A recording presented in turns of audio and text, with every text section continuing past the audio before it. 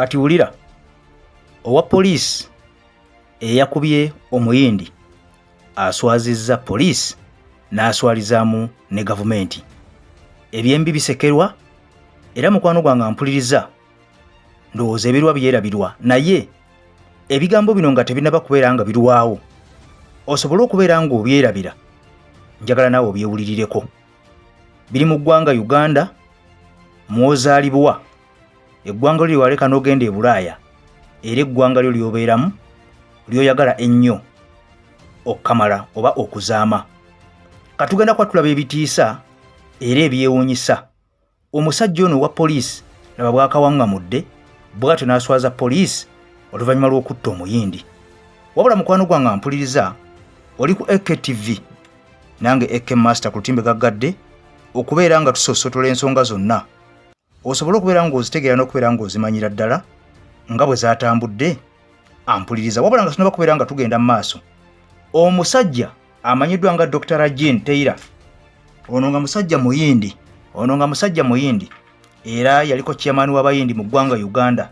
avuddeyo n'akakasa nti omusajja eyakubye Omuyindi ono teyabadde mulalu. Avuddeyo n'akakasa nti omusajja yakubye Omuyindi ono teyabadde mulalu mukwano gwange ampuliriza. Wabula nga poliisi yavuddeyo n'etukakasa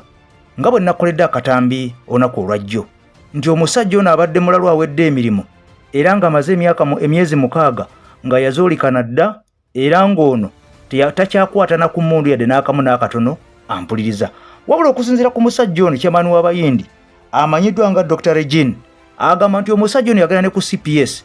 n'awaayo emmundu ate oluvannyuma beebuuza yayingira atya eri gye bagabira ssente mu banka ate asobole okubeera ng'akuba omusajja eyali alimu Omuyindi. Era ono agamba nti omusajja ono okumanya teyali mulalu ekyewuunyisa yasooka n'akuba kamera zonna ezaaliwo n'azizikiza. Obanga ddala yali mulalu yategera atya nti kamera zino zigenda kubeera nga zimulikoodinga, zigenda kubeera nga zimutegeera, zigenda kubeera nga zimukwata,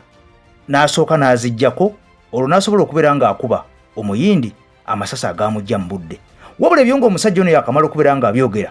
era ng'abitegeezezza ensi akatambi ejja kubeera ng'okawulira mukwano gwange ampuliriza. Laba omusajja ono owa poliisi bwe yatwaliddwa munnange okubeera ng'akeberwa bakakase ddala omusajja ono abadde mulalu oba omusajja ddala mulamu, kubanga okusinziira ku bye yakoze biraga nti omuntu ono yabadde ategeera naye ng'ate yo poliisi yatwadde dda lipooti eraga nti omusajja ono abadde mulalu era ng'aggyibwako dda emmundu emyezi 6 emabega. Laba bivudde mu kkebera mukwano gwange ampuliriza bwe bivuddeyo ne bikakasa era nga bikwataganira ddala n'eby'omusajja chairman w'abayindi Dr. Rajin nga biraga nti omusajja ono mulamu katebule awedde emirimu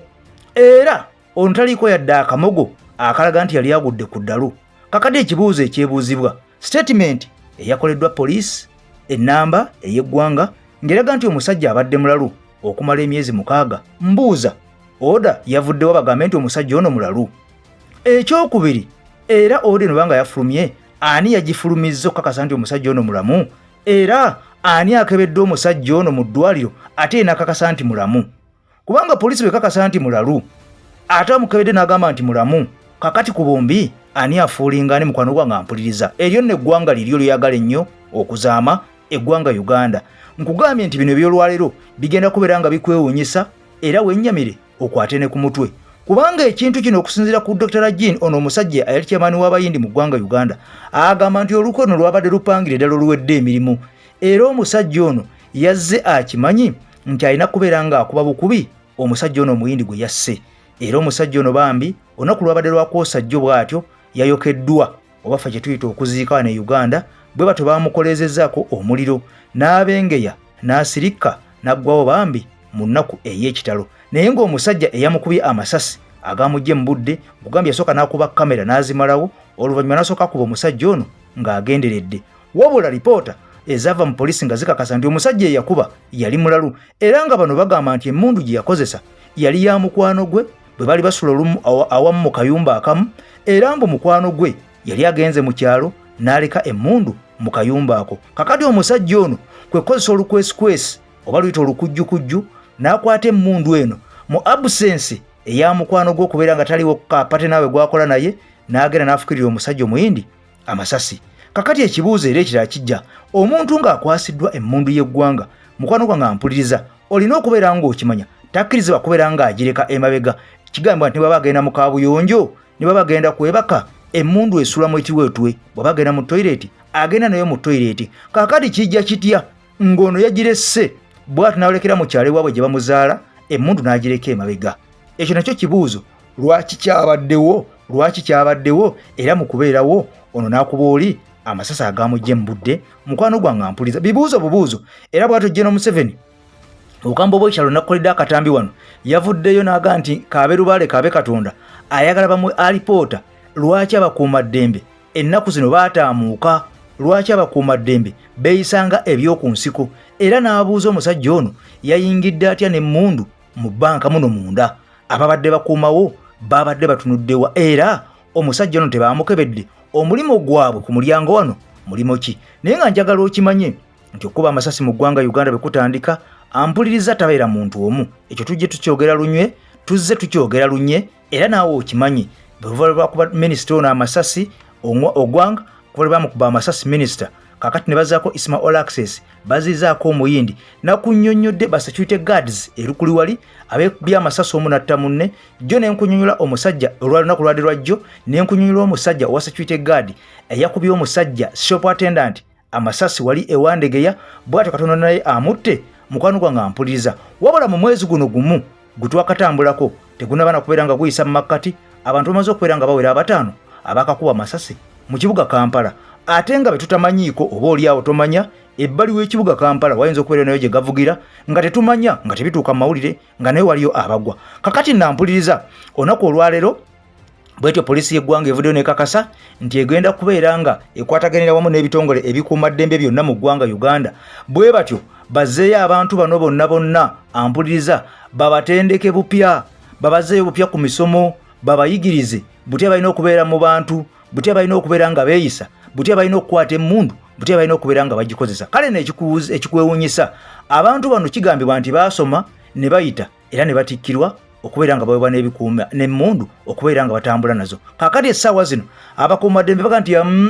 abantu bano bandibanga bakiboggwa ekiwedde emirimu tugenda kubayita bonna mu nnaku mpaawo kaaga kaseera mpaawo kaaga tubazzeeyo ate tubatendeke bupya naye nga kyolina okubeera ng'omanya mpuliriza nti abantu bano okubeera nga batendekebwa zaali ssente zo zamuwa omusolo ezabeera nga sasula ba trainers abatendeka abantu bano ne batuuka okubeera nga babapaasinga nga baga nti bano bayise bayitidde ddala mu ddala erya waggulu okubeera nga baweereza bannayuganda naye ate ekikwewuunyisa essaawa zino kakati bagala ate kubeera nga babazzaayo ate baddemu babatendeke bupya kakati essaawa zino kitegeeza nti abakuumaddembe bano betubadde nabo bakiboggwe abawedde emirimu mujjukira abasajja bano abaleko defense nga bakamala okubeera nga batikkirwa emabegako mu biseera bya covid bakubakuba abantu mu bintu eby'ekyeyononere era bangi batta abantu mukwano gwange ampuliriza mu mbeera eyo ey'ekyeyononere kakati essaawa zino poliisi yennyini abasajja ba security guard abasajja abasirikale bennyini bye beegumbulidde omuze ogw'okubeera nga bakuba bannayuganda ate balina okubeera nga bakuuma ekikwasa ennaku kale noweebuuza